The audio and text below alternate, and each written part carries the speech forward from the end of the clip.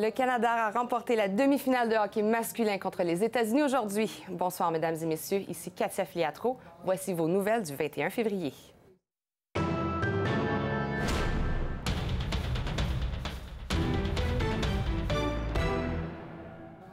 Le Canada s'est assuré de remporter une médaille en hockey masculin. Une victoire de 1-0 permet au Canada d'espérer défendre son titre olympique. Nous rejoignons maintenant Kevin Saint-Jacques. Alors, Kevin, comment s'est déroulé le match? C'est un but de Jamie Benn sur un retour de lancer de Jay Bouwmeester qui a permis au Canada de remporter le match contre les Américains pour un deuxième rendez-vous olympique de suite. Encore une fois, Carey Price s'est illustré dans la victoire devant la cage du Canada. Le gardien du Canadien de Montréal a réalisé 31 arrêts et a signé son premier jeu blanc aux Jeux olympiques. Dans la défaite, soulignons la superbe prestation de Jonathan Quick qui a réalisé 36 arrêts, lui qui est le gardien des Américains. Notons que les États-Unis n'ont jamais remporté de médaille depuis 1972 en hockey masculin lorsque les Jeux sont présentés à l'extérieur de l'Amérique du Nord, alors que le Canada freinera cette disette qui durait depuis les Jeux de Lillehammer en Norvège en 1994. La Suède a également remporté son match de demi-finale face à la Finlande par la marque de 2-1. C'est Erik Karlsson qui a marqué avec un tir de la ligne bleue.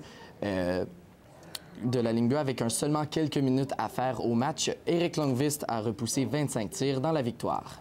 Et comment avons-nous vécu cette victoire dans la région? J'étais au bar du Forum de Montréal pour le match et je peux vous dire que l'atmosphère était tendue, mais surtout survoltée. Avec une victoire à l'arraché lors des quarts de finale, disons que les partisans canadiens étaient plutôt nerveux en début de match, mais étaient assez confiants. Le but de Jamie Benn en début de deuxième période a réussi à détendre un peu les gens. Par contre, à chaque tir, un petit stress s'installait parce qu'on ne voulait pas que Price en échappe un et que les Américains puissent revenir dans le match.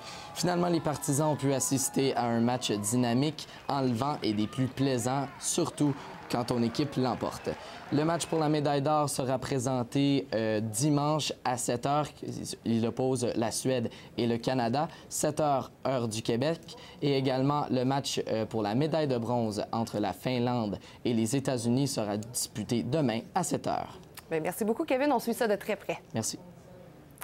4 nouvelles médailles ont été remportées par le Canada aujourd'hui à Sochi. En ski acrobatique féminin, Marielle Thompson et Kesley Serrois ont atteint les 2 premières marches du podium dans un autre doublé canadien. L'équipe de curling de Brad Jacobs a obtenu la médaille d'or en finale face à la Grande-Bretagne. Le Canadien Charles Cournoyer a décroché la médaille de bronze aux 500 mètres de patinage de vitesse courte piste. Ces médailles font grimper le Canada au 3e rang de tableau des résultats des Jeux olympiques d'hiver. Les services de garde coûteront maintenant plus cher au Québec. Le ministre des Finances, Nicolas Marceau, a annoncé que les tarifs des centres de la petite enfance, des garderies privées et de celles en milieu familial subventionnées passeront de 7 à 9 $ par jour en 2 ans. Le tarif sera indexé par la suite. Cette annonce va à l'encontre de la recommandation du Conseil supérieur de l'éducation qui jugeait trop lourd le fardeau financier des parents par rapport à celui de l'État. Les parents déboursent maintenant près des 2/3 de la facture en milieu scolaire. Vous sentez-vous épié lorsque vous vous connectez au réseau sans fil de votre université? Notre dossier spécial cette semaine fait la lumière sur une pratique jugée douteuse par plusieurs à l'Université du Québec en Outaouais. La direction de l'UQO peut littéralement espionner ses étudiants et son corps professoral depuis la modification de son règlement relatif à l'utilisation des ressources informatiques et de télécommunications. Voici les explications de notre journaliste d'enquête, Amélie Desmarais. Des centaines d'étudiants de l'UQO se connectent chaque jour au réseau sans fil pour étudier, télécharger des documents, consulter leur courriel. Mais peu sont au courant que même leurs communications personnelles peuvent être épiées via ce réseau. C'est sûr que ça me choque, que donc, si c'est vraiment vrai, je serais hors de moi, mais j'ai du mal à y croire. Je savais pas que c'était à ce point-là, on va dire, mais ouais, c'est vrai que c'est un petit peu gênant. C'est sûr que ça fait un petit peu peur, c'est peut-être un peu abusif, mais des fois, tu n'as peut-être pas le choix non plus de l'étudier quand tu es à l'école. La direction de l'université peut désormais accéder à toutes les communications des étudiants et des professeurs pour des raisons de sécurité. Guy Bellemare s'est opposé dès le départ à cette modification. Syndicalement, le projet de règlement donnait le pouvoir à l'administration d'espionner, entre guillemets, là, tous les courriels qui étaient transmis au syndicat ou du syndicat vers les membres, ce qui est contraire au Code du travail du Québec.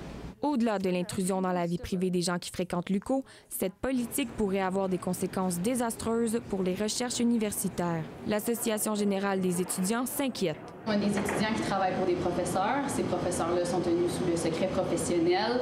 C'est des étudiants qui ont des données très confidentielles sur leurs ordinateurs personnels et l'administration a accès à ces données-là. Il y a aussi la clinique de psychologie qui est sur le réseau de l'UQO et donc tout le monde peut avoir accès, l'administration peut avoir accès à ces données-là en tout temps. Après avoir accepté de nous rencontrer, la direction du service des technologies de l'information de l'UQO a finalement refusé de répondre à nos questions, mais nous assure qu'aucune vérification n'est faite sans en informer l'utilisateur. Un membre du personnel aurait pourtant été congédié il y a 2 ans en vertu de cette nouvelle politique. On a offert à l'administration de réécrire l'ensemble de règlements. On a une proposition complète à cet effet-là. Ils ont rejeté du revers de la main sans aucune discussion. Alors, Amélie, est-ce qu'il y a eu des développements depuis la réalisation de votre reportage? Le directeur du service des technologies de l'information a finalement accepté de nous rencontrer. Il nous a dit que l'UQO était la dernière des universités au Québec à se doter d'une telle politique. Il a aussi ajouté que son règlement était le plus souple de tous. Après le récent scandale dans les aéroports canadiens, plusieurs se demandent où se situe réellement la limite entre la vie privée et la vie publique. Merci beaucoup, Amélie. Je vous en prie.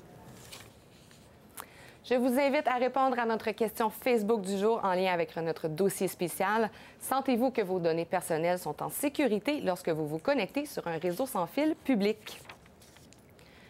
Denis Coderre a confié le dossier du recouvrement d'une portion de l'autoroute Ville-Marie à Richard Bergeron, chef de l'opposition. Les 2 hommes travaillent conjointement sur l'élaboration de ce projet. Écoutons le maire de Montréal. On veut que ce soit un leg pour 2017 maintenant. Ça se peut que ce ne soit pas finalisé en 2017, mais le travail va se faire en conséquence, puis c'est vraiment basé pour les travaux pour célébrer notre métropole. L'attaché de presse du ministre des Transports, Yann Langlais-Plante, a confirmé par courriel que le projet du recouvrement de l'autoroute n'était pas à l'étude. Le cabinet explique que les coûts qui y seraient associés sont trop élevés dans le contexte actuel.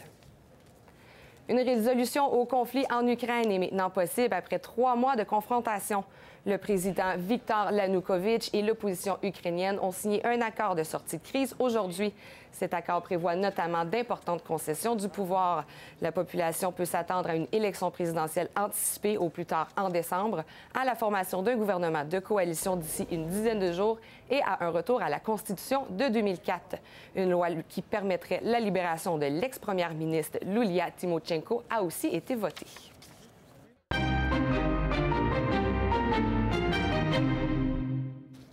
La note du crédit du gouvernement provincial devrait rester stable à la suite du dépôt du budget hier. La marge de manœuvre est bien mince pour la province qui a repoussé de 2 ans l'atteinte de l'équilibre budgétaire. On en discute avec notre journaliste économique. Alors, Isabelle, quelles sont les réactions des agences de crédit? Le gouvernement Marois prévoit que les dépenses de l'État n'augmenteront pas de plus de 2 % par année. Les agents de crédit saluent cette décision, mais se questionnent sur comment le Québec atteindra ses objectifs. Le vice-président de l'agence de crédit Movies, Michael Yake, a déclaré qu'il y a très peu de marge de manœuvre si les revenus devaient être inférieurs aux prévisions. Le ministre des Finances, Nicolas Marceau, prévoit une croissance de 1,9 % du PIB pour 2014 et 2015. Travis Shaw, vice-président des finances publiques de Dominion Bond Rating Services, souligne que les prévisions de Marceau sont conformes à ce qui avait été donné en novembre dernier. Par les partis d'opposition, M. Shaw hésite pour l'instant à réviser la cote du Québec. L'agence maintient sa cote à A avec une perspective stable. Et avons-nous des nouvelles du nouveau complexe de Longueuil? Le gouvernement provincial a annoncé aujourd'hui qu'il investira 20 millions de dollars pour la construction du nouveau complexe. La ville de Longueuil s'est engagée à verser la même somme. Le milieu régional doit, quant à lui, verser 10 millions. Le ministère du patrimoine canadien sera sollicité pour atteindre le coût total estimé à 53 millions de dollars. Le complexe arbitera le Théâtre de la Ville ainsi que l'Orchestre symphonique de Longueuil. Il sera construit à la place Charles-Lemoine, située près du campus de Longueuil de l'Université de Sherbrooke. L'ouverture est prévue à la fin de 2017. Et finalement, les marchés financiers ont connu une belle semaine. Le TMX a gagné 1,11 %, tandis que le TSX a perdu 0,03 %. Le dollar canadien a clôturé à 89 cents américains. Merci beaucoup, Isabelle. Ça fait plaisir. C'est ce qui conclut vos nouvelles du jour. Pour toutes les nouvelles, rendez-vous sur notre site Internet. Vous pouvez également joindre notre salle de nouvelles par courriel au cbc@jdsc.com. Au nom de toute l'équipe, merci d'avoir été à l'écoute et bonne soirée.